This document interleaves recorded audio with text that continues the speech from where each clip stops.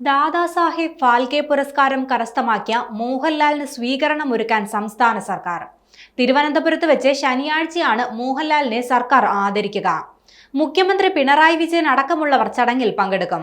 മുഖ്യമന്ത്രിയുടെയും മോഹൻലാലിന്റെയും സൗകര്യം നോക്കിയാണ് തീയതിയും സമയവും തീരുമാനിച്ചതെന്ന് സാംസ്കാരിക വകുപ്പ് മന്ത്രി സജി ചെറിയാൻ വ്യക്തമാക്കി.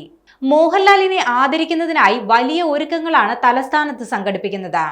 കഴിഞ്ഞ സെപ്റ്റംബർ 23-ാം തീയതിയാണ് മോഹൻലാൽ ദാദാസാഹിബ് ഫാൽക്കെ പുരസ്കാരം ഏറ്റുവാങ്ങിയത്. 71ാമത് ദേശീയ ചലച്ചിത്ര പുരസ്കാര വേദിയിൽ വെച്ചാണ് നടൻ ഈ പരമോന്നത ബഹുമതി ഏറ്റുവാങ്ങിയത്. ചലച്ചിത്ര മേഖലയിലെ സമഗ്ര സംഭാവനയ്ക്കുള്ള പുരസ്കാരമാണ് മോഹൻലാലിന് ലഭിച്ചത്. ആദ്യമായാണ് ഒരു മലയാള നടന് ഫാൽക്കെ പുരസ്കാരം ലഭിക്കുന്നത്. അഭിമാനകരമായ നിമിഷത്തിലാണ് നിൽക്കുന്നത്. മൊത്തം മലയാള സിനിമയ്ക്കുള്ള അംഗീകാരം. ഇത്തരമൊരു നിമിഷത്തെക്കുറിച്ച് ഒരിക്കലും സ്വപ്നം കണ്ടിരുന്നില്ല. പുരസ്കാരം മലയാള സിനിമയ്ക്ക് സമർപ്പിക്കുന്നതായും തന്റെ ആത്മാവിന്റെ സ്പന്ദനമാണ് സിനിമയെന്നുമാണ് വേദിയിൽ വെച്ച് മോഹൻലാൽ പറഞ്ഞത്. കൂടാതെ മോഹൻലാലിനെ അഭിനന്ദിച്ച് രാഷ്ട്രപതി സംസാരിക്കുകയും ചെയ്തു.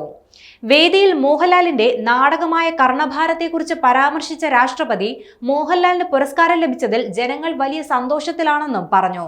വിവിധ ഭാവങ്ങൾ തന്മയത്വത്തോടുകൂടി അവതരിപ്പിക്കാൻ കഴിയുന്നത് കൊണ്ടാണ് അദ്ദേഹത്തെ കംപ്ലീറ്റ് ആക്ടർ എന്ന് പറയുന്നതെന്നും രാഷ്ട്രപതി പറഞ്ഞിരുന്നു.